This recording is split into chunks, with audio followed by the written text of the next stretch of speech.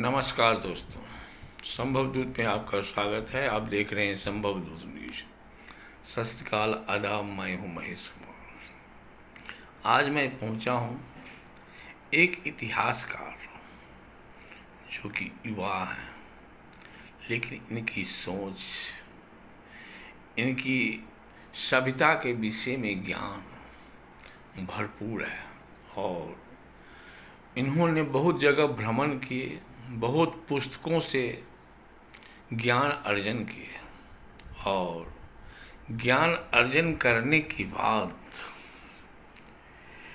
इनसे मैं ये पूछना चाहता हूँ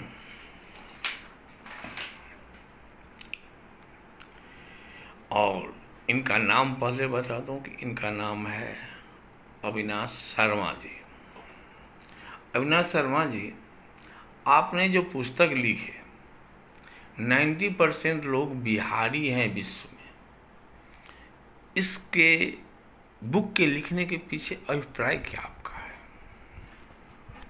आपका बहुत बहुत धन्यवाद महेश जी, और संबोधित को मैं अभिनंदन करता हूँ आपके चैनल का। मैं ये बुक जो है आज से बहुत पहले से मैंने इसमें सर्च किया था। जब मैं शुरू में जॉब कर रहा था तो 2009 से मैंने इसमें कुछ चीज़ें मैंने ऑब्जर्व किया। तो मैंने एक चीज़ देखा कि सब पूरे करीब जब मैं पूरा हिंदुस्तान घूम रहा था तो घूमते घूमते मेरे को एक चीज़ समझ में आया कि पूरे हिंदुस्तान के खान पान, रहन सहन, भाषा बोली पर जो है बिहारियों का प्रभाव है, बिहार के भाषा संस्कृति कल्चर का प्रभाव है। तब मैंने उसमें रिसर्च में गया, थोड़ा डीप में गया तो पता चला कि बिहारियों ने करीब करीब 1000 साल तक शासन किया है भारतवर्ष पे। हम तो सुनते थे मगध सम्राट अशोक, चंद्रगुप्त मौर्य, पुष्यमित्र शुंग, चंद्रगुप्त द्वितीय। बट जब मैंने इसमें रिसर्च करना शुरू किया तो पता चला कि ये तो बहुत बड़े सम्राट थे। ये केवल पाटलिपुत्र और मगध के सम्राट नहीं थे। इनका शासन काल जो था पाटलिपुत्रा से लेकर के ईरान, इराक, अफगानिस्तान, जहाँ तक सभ्यता उस जमाने में थी, 500 ईस्वी पूर्व में जो सभ्यता थी वहाँ तक इनका शासन था। तो चूंकि शासक भी यही थे, विश्व का शिक्षा का केंद्र भी बिहारी था, तो क्योंकि जितने धर्मों की उत्पत्ति हुई तो वो भी हमने ऑब्जर्व किया कि धर्म में वो भी प्राचीन धर्म, हिंदू धर्म या जैन धर्म या बौद्ध धर्म, ये सब बिहार से ही शुरुआत हुआ। तो इसका मतलब कि बिहार से ही सभ्यता, संस्कृति और मानव सभ्यता की शुरुआत हुई है। ये चीज़ मेरे दिमाग में कहीं ना कहीं क्लिक हुआ कि इस पर और गहराई में रिसर्च करेंगे तो बहुत सारी चीज़ें आएंगी। और मैंने रिसर्च किया तो ये चीज़ को मैं प्रूफ करने की हालत में हूँ कि यस, दुनिया के 90% लोग बिहार से ही हैं। इसका मूल आधार आप क्या बनाना चाहते हैं? एक्चुअली मैं जिस बेस पे बोल रहा हूँ कि दुनिया के 90% लोग बिहार के हैं, तो मैंने क्या शब्द तो बाद में लगाया, नहीं तो पहले तो मैंने इसको अडिग था मैं कि yes, this is the fact कि दुनिया के 90% लोग बिहार के ही हैं। लेकिन बाद में मैंने इसको कहा कि अब इतने डाटा मेरे पास है नहीं, मैंने इतना रिसर्च और सर्वे और डाटा है नहीं कि मैं ऑथेंटिक तौर पे कह दूं कि हाँ दुनिया के 90% लोग बिहार के हैं। तो मैंने उसमें एक वर्ड लगा दिया कि क्या दुनिया के 90% लोग बिहार से हैं, ताकि एक ऐसा लगे कि हाँ चलो एक अनुमान है इनका। तो इस चीज़ में मैंने ये पाया है कि अभिप्राय इसीलिए है। उसका मूल आधार क्या है?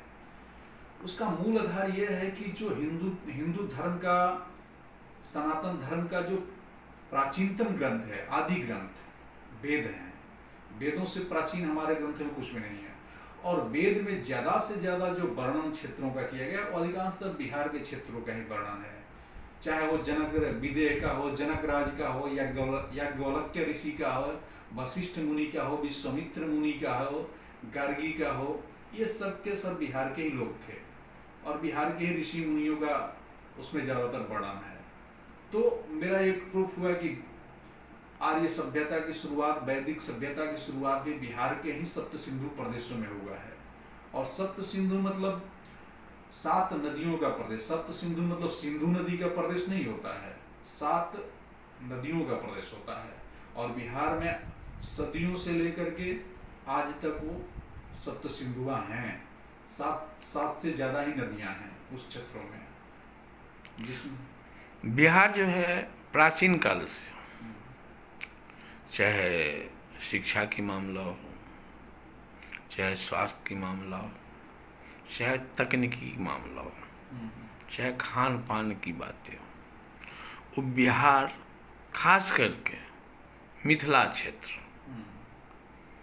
जहाँ की राजा जनक थे, जिन्हें विदेह भी कहा जाता है, और आस्था में वहाँ के लोग थे। तो इस विषय में आपको क्या कहना है?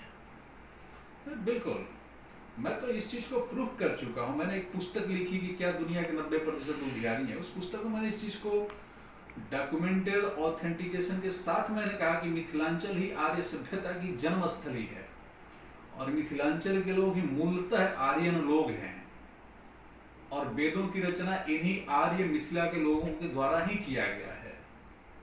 क्योंकि उसमें जो वेदों में जिन चीज़ों का एक्चुअली आर्यों के बारे में बहुत ज़्यादा तथ्य हमारे पास एविडेंस नहीं है, लेकिन जो वेदों में लिखा गया है उसके आधार पर ही हम आर्यों का चरित्र चित्रण और एक अनुमान लगाते हैं कि वैदिक सभ्यता ऐसी थी और आर्यन लोग ऐसे होते थे, आर्य सभ्यता इस तरह से विकसित हुई है।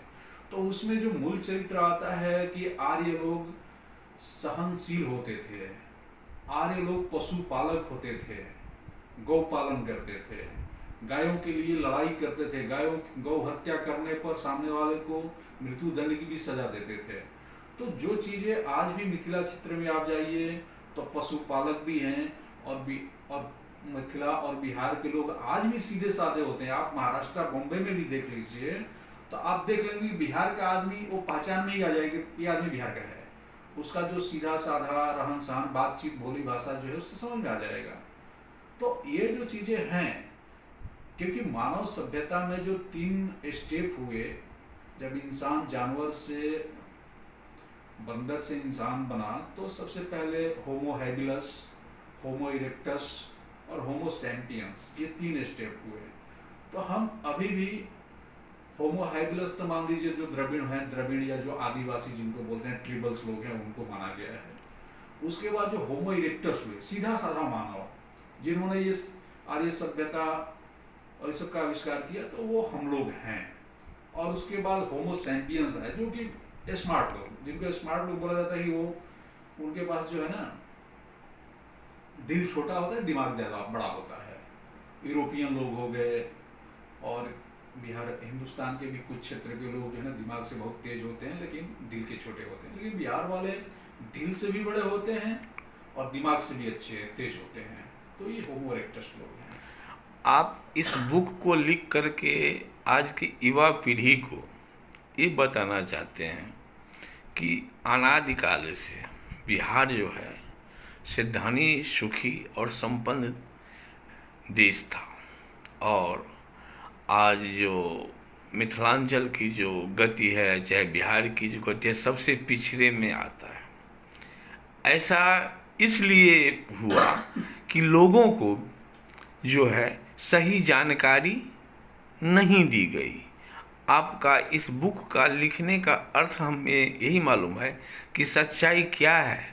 जानो बिहारी, अपने आप को उठो और अपने आप को सबल बनो। क्या बात सत्य है? बिल्कुल बिल्कुल, मेरा ये पुस्तक लिखने का अभिप्राय ही यही रहा है कि बिहार के लोग अपने बिहार के बारे में जानें, क्योंकि इतिहासकारों ने बिहार के साथ बिल्कुल न्याय नहीं किया।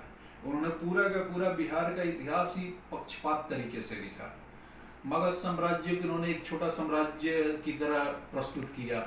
सम्राट अशोक और चंद्रगुप्त मौर्य को एक छोटा शासक की तौर पर साबित किया, जबकि विश्व विजयी सम्राट थे, विश्व पे शासन करने वाले लोग थे।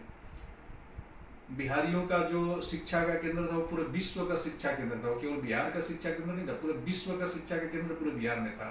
और बिहार के हर गांव और हर एरिया में गुरुकुल होते थे, शिक्षा गुरुकुल होते थे, विद्यालय होते थे, विश्वविद्यालय होते थे। तो पूरा बिहार का एक बिल्कुल अलग ही इतिहास लिखा गया, उल्टे तरीके से, गलत तरीके से प्रस्तुत किया गया। और बिहारियों का जो हक था, क्योंकि बिहारी बिहारी मतलब ही विद्वान होता है। बिहारी मतलब मजदूर नहीं होता, जो आज के टाइम बिहारी मतलब मजदूर कह के बोला जाता है, और बिहारी मतलब विद्वान होता है। क्योंकि जो नालंदा बिहार नालंदा विश्वविद्यालय था, उसको नालंदा विश्वविद्यालय नहीं बोला, उसको नालंदा विहार बोला जाता था, विक्रमशिला विहार बोला जाता था, उदंतपुरी विहार बोला जाता था। और उन बिहारों से जो विद्वान निकलते थे उनको बिहारी बोला जाता था। और ये बिहारी का मतलब होता था विद्वान। आज भले ही वो चीज़ें समय बदल गया, परिवर्तन हो गया, बिहारी मतलब मजदूर हो गए, लेकिन हकीकत ये है कि बिहारी आज भी विद्वान लोग होते हैं, दिमाग से तेज होते हैं, और पूरे विश्व में आज भी अपने कर्म और ज्ञान के बस पे छाए हुए हैं। बिहार में जात पात की बहुत लड़ाई चल रहा है। इस लड़ाई के विषय में आप युवा को क्या कहना चाहते हैं? नहीं, जातिवाद देखिए पूरे हिंदुस्तान के, पूरे विश्व में है। जातिवाद ऐसा नहीं कि खाली बिहार के अधिक बिहार में है। अधिक क्या है, अधिक से ज़्यादा बिहार की जो थोड़ी एक बदनाम कर दिया गया, इसलिए बिहार इस मामले में हाईलाइट हो जाता है। अदरवाइज आपको बता दूं तो हम लोग महाराष्ट्र में रहते हैं। महाराष्ट्र में भी तो क्षत्रिय, मराठा, कुणबी और जातिवाद यहाँ भी है। यहाँ भी सब ओबीसी और ये सब अलग अलग नेता हैं। आप गुजरात में चले जाइए तो गुजरात में भी पटेल जाति का वर्चस्व है, दूसरे क्षत्रिय जाति का वर्चस्व है, SC ST का वर्चस्व है। वैसे ही आप तेलंगाना और साउथ में चले जाइएगा, वहाँ भी लिंगायत संप्रदाय है, लिंगायत वाले हैं, तो वो सब जगह है। जातिवाद पूरे हिंदुस्तान में क्या, पूरे विश्व में है। अब हिंदुस्तान में जातिवाद है और अमेरिका में नस्लवाद है। वहाँ गोरे और कालों की लड़ाई है, क्योंकि वहाँ जाति कोई वहाँ का लोकल तो है नहीं। अमेरिका में कोई लोकल तो है नहीं, तो जो काले अफ्रीका से जो लोग गए वो काले कहलाए, और जो यूरोप से गए वो गोरे कहलाए। तो लड़ाई और वो नस्लवाद है, वो भी जातिवाद ही है, लेकिन उसको नस्लवाद की तरफ लड़ते हैं। हमारे यहाँ जातिवाद की तरफ लड़ते हैं, क्योंकि हमारे यहाँ पॉपुलेशन ज़्यादा है। तो देखिए कि अविनाश जी ने जो अपना एक बुक लिखे हैं कि 90% विश्व में लोग बिहार से ही हैं, तो आज एक अंश जो आप लोगों के पास प्रस्तुत करता हूँ, और धीरे धीरे सीरियल वाइज सीरियल जो है आप लोगों को बताऊंगा कि ये युवा अविनाश शर्मा जी ने, इनकी सोच, इनकी आग्र चेती बुद्धि क्या कहना चाहता है, और आगे ये युवाओं को एक सभ्यता के रूप में कुछ कहना चाहते हैं। इस विषय में क्या कहेंगे आप? आगे के एपिसोड में किस किस पे बात करेंगे? हाँ, अगले एपिसोड में मैं और बताऊंगा कि बिहार के बारे में जो बेसिक चीज़ें जो बिहार के लोगों को ही नहीं मालूम है, कि बिहारियों ने जो 1000 साल तक शासन किए, पाटलिपुत्रा 1000 साल तक विश्व की राजधानी रही, मिथिलांचल जो है आर्य सभ्यता का जननी है, और सारे दुनिया के सारे धर्मों की उत्पत्ति बिहार में हुई है।